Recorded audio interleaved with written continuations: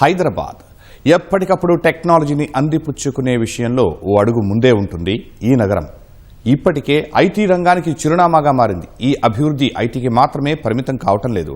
అంతర్జాతీయంగా అత్యంత వేగంగా విస్తరిస్తున్న డేటా సెంటర్ల మార్కెట్ పరంగానూ నగరం ముందంజలో ఉంటోంది. కొన్ని దిగ్గజ సంస్థలు ఇప్పటికే ఇక్కడ డేటా సెంటర్లు ఏర్పాటు చేశాయి. మరికొన్ని త్వరలోనే ఇక్కడ కార్యకలాపాలు మొదలుపెట్టేందుకు సిద్ధమవుతున్నాయి. తమ మార్కెట్ను విస్తరించుకోవడానికి హైదరాబాద్నే ప్రధాన కేంద్రంగా ఎంచుకుంటున్నాయి. చెప్పాలంటే ఈ నగరాన్ని అవకాశాల గనిగా భావిస్తున్నాయి అంతర్జాతీయ సంస్థలు. మరి హైదరాబాద్కు ఈ సంస్థలు ఎందుకు క్యూ కడుతున్నాయి? ఈ నగరానికి ఉన్న అనుకూలతలేంటి?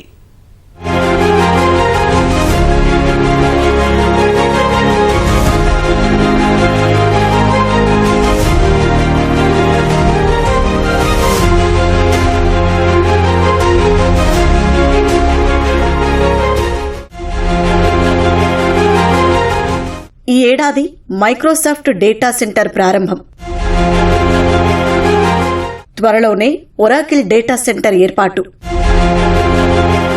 ఇవి మచ్చుకు మాత్రమే. హైదరాబాద్ లో ఇలా దిగ్గజ సంస్థలన్నీ డేటా సెంటర్లు ఏర్పాటు చేస్తున్నాయి. కొన్ని సంస్థలు కార్యకలాపాలు మొదలుపెట్టాయి కూడా. Hitech city, Kondapur, financial district లాంటి ప్రాంతాల్లో డేటా సెంటర్ల కార్యకలాపాలు కొనసాగుతున్నాయి.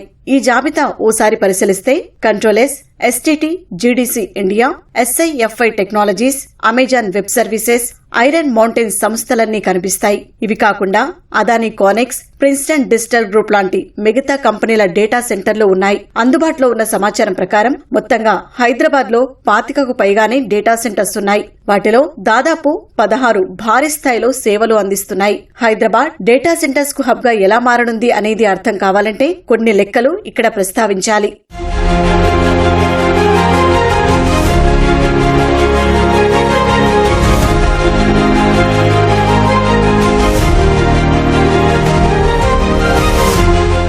కొన్ని అంచనాల ప్రకారం 2025 నాటికి హైదరాబాద్ డేటా సెంటర్ మార్కెట్ పరిమాణం 859 మెగావాట్లుగా ఉంది.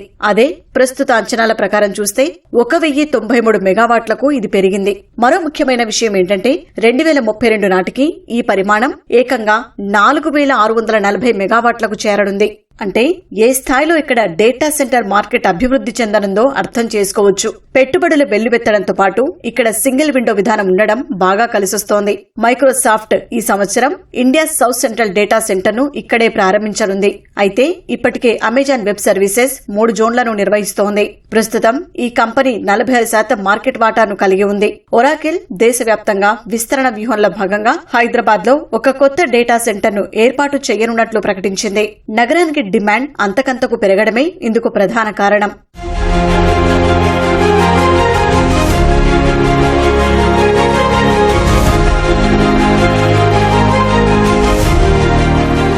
మైక్రోసాఫ్ట్ సంస్థ హైదరాబాద్ లో భారీ డేటా సెంటర్ ఏర్పాటు కోసం ఏకంగా $17.5 బిలియన్ పెట్టుబడి పెట్టనుంది. షాద్నగర్ లో 41 ఎకరాలు, మేకగూడలో 22 ఎకరాలు, చందన్వెల్లిలో 53 ఎకరాల స్థలంలో మైక్రోసాఫ్ట్ తమ డేటా సెంటర్ల సముదాయాన్ని నిర్మించనుంది.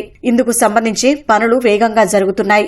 మిగతా సంస్థలు కూడా ఈ కెపాసిటీని పెంచుకునే ప్రయత్నాలు చేస్తున్నాయి. ఇక్కడే ఓ కీలక విషయం ప్రస్తావించాలి. గత నెలలో హైదరాబాద్ వేదికగా smart data centres and cloud infra conclave జరిగింది. ఆ సమయంలోనే హైదరాబాద్ లోని డేటా సెంటర్స్ మార్కెట్ పై విస్తృతంగా చర్చలు జరిగాయి. ఈ పరిమాణాన్ని పెంచేందుకు అన్ని విధాలుగా సహకరిస్తామని ప్రభుత్వం చాలా స్పష్టంగా చెప్పింది. ఇంధన విభాగ ప్రత్యేక కార్యదర్శి నవీన్ మిట్టల్ ఈ సదస్సులో పాల్గొని వచ్చే 5 ఏళ్లలో ప్రభుత్వం డేటా సెంటర్లకు ఎలాంటి ప్రోత్సాహకాలు అందించనుందో వివరించారు. ఆ వివరాలను బట్టి చూస్తే సర్కార్ రానున్న రోజుల్లో హైదరాబాద్ ను 8 నుంచి 10 గిగావాట్ల సామర్థ్యమున్న డేటా సెంటర్ మార్కెట్ గా మార్చాలన్న లక్ష్యంతో ఉంది. తగ్గట్టుగానే విధానాల్లో మార్పులు చేర్పులు చేస్తోంది.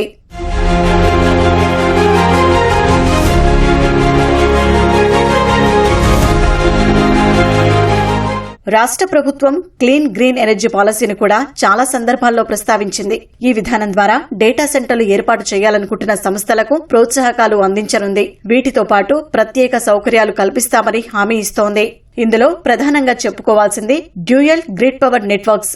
లోడ్ ఎక్కువగా ఉన్నప్పుడు విద్యుత్ సమస్యలు తలెత్తకుండా 2 గ్రిడ్స్ ద్వారా అనుసంధానించాలని నిర్ణయం తీసుకుంది. ఓపెన్ యాక్సెస్ సిస్టమ్ ద్వారా ఆయా సంస్థలు 100% మేర సౌర లేదా పవన విద్యుత్తును కొనుగోలు చేసేందుకు వీలుంటుంది. అంతకు ముందైతే స్థానికంగా ఉండే విద్యుత్ సంస్థల నుంచి విద్యుత్ను భారీగా కొనుగోలు చేయాల్సి వచ్చేది. ఇప్పుడు గ్రీన్ ఎనర్జీతో అనుసంధానం చేసే వీలు కల్పిస్తుండడం వల్ల ఆయా సంస్థలకు ఆర్థిక భారం తగ్గడంతో పాటు విద్యుత్ సరఫరాలో అంతరాయాలు లేకుండా ఉంటాయి.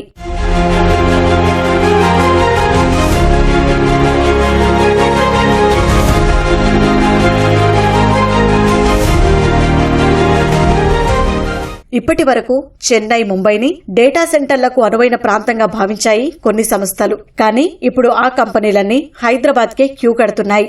ఇందుకు కారణాలేంటి అని పరిశీలిస్తే ముందుగా చర్చకు వచ్చే అంశం ఈ నగరానికి ఉన్న కొన్ని అనుకూలతలు. భౌగోళిక పరంగా చూస్తే ఇదంతా డెక్కన్ పీఠభూమి. భూకంపాలు వచ్చేందుకు ఆస్కారం చాలా తక్కువ.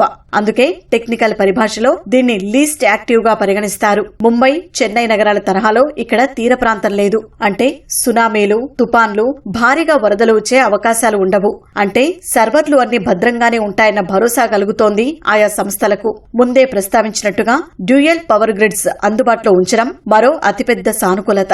ఖర్చుల పరంగా చూసినా హైదరాబాద్ గమ్యస్థానంగా మారుతోంది. ఎందుకంటే ముంబైతో పోల్చుకుంటే టెక్ కారిడార్స్ వెలుపలి ప్రాంతాల్లోని భూముల ధరలు తక్కువ.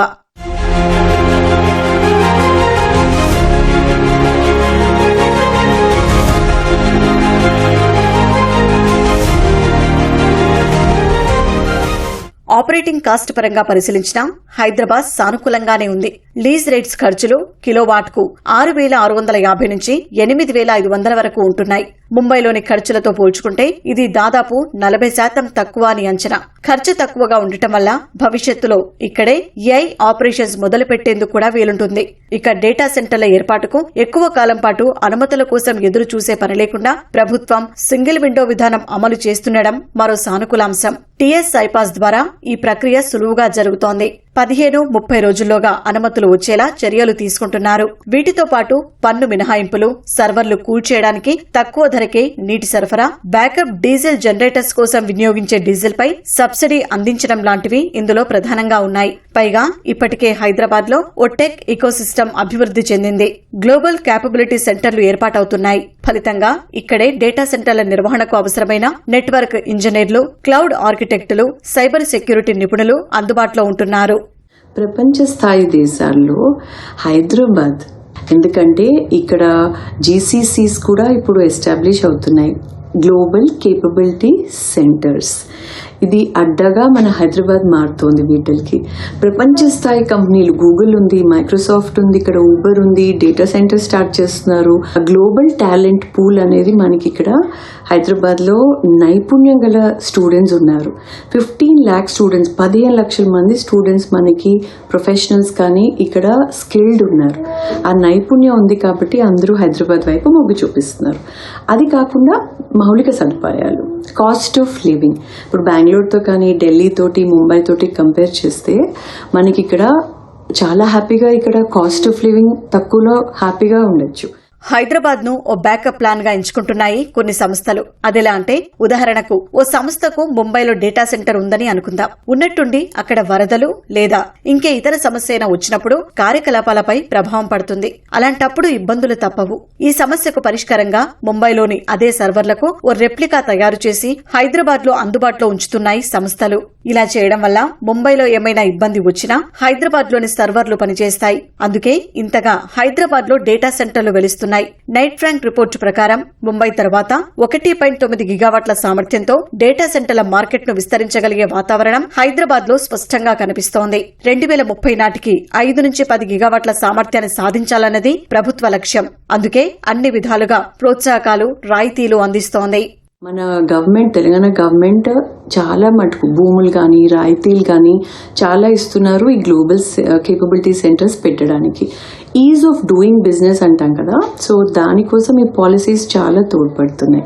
ఈ గ్లోబల్ కేపబిలిటీ సెంటర్స్ లేకపోతే డేటా సెంటర్స్ హైదరాబాద్లో పెడితే, తెలంగాణలో పెడితే చాలా మటుకు జాబ్ ఆపర్చునిటీస్ వస్తాయి కదా. హెచ్ఆర్లో అవ్వచ్చు, అడ్మిన్లో అవ్వచ్చు, బిజినెస్లో అవ్వచ్చు, రకరకాల హౌస్ కీపింగ్, సెక్యూరిటీ, అన్ని రకాల ఉద్యోగాలకి కూడా అవకాశం ఉంటుంది. మనకి ఇప్పుడు టీ హబ్ ఉంది, ఇన్నోవేషన్ కి కోసం టాస్క్ ఉంది, Telangana academy for skill and knowledge, నైపుణ్యం అనేది పిల్లల్లో పెంచడానికి వీ హబ్ ఉంది ఫర్ విమెన్ ఆంటర్ప్రిన్యూర్స్, రైట్. అలా చాలా ఇన్స్టిట్యూట్స్ ఉన్నాయి ఇక్కడ.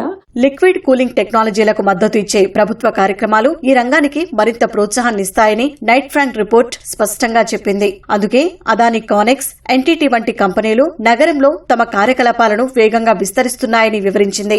అటు ఏఐ ఇన్ఫ్రా పెట్టుబడుల్లోనూ హైదరాబాద్ కు సానుకూల వాతావరణమే కనిపిస్తోంది. ప్రభుత్వం చెబుతున్న లెక్కల ప్రకారం చూస్తే 10 నుంచి 20 బిలియన్ డాలర్ల పెట్టుబడులు వచ్చే అవకాశాలు ఉన్నాయి. ఏఐని అందిపుచ్చుకోవడంలో ఖచ్చితంగా ముందు వరుసలో ఉంటామని చాలా స్పష్టంగా చెబుతోంది సర్కార్. సాధారణంగానే అమెరికాతో పోల్చుకుంటే భారత్లో డేటా సెంటర్ను 30% తక్కువ ఖర్చుతోనే ఏర్పాటు చేసుకోవచ్చు. ఇది అతిపెద్ద సానుకూలత. ఈ విషయంలో హైదరాబాద్ ముందుండడం వల్ల పెట్టుబడులు వస్తున్నాయి. భవిష్యత్తులో ఇవి మరింత పెరిగి హైదరాబాద్ ను దేశంలోనే అతిపెద్ద డేటా సెంటర్ హబ్ గా నిలబెట్టే అవకాశాలు స్పష్టంగానే కనిపిస్తున్నాయి.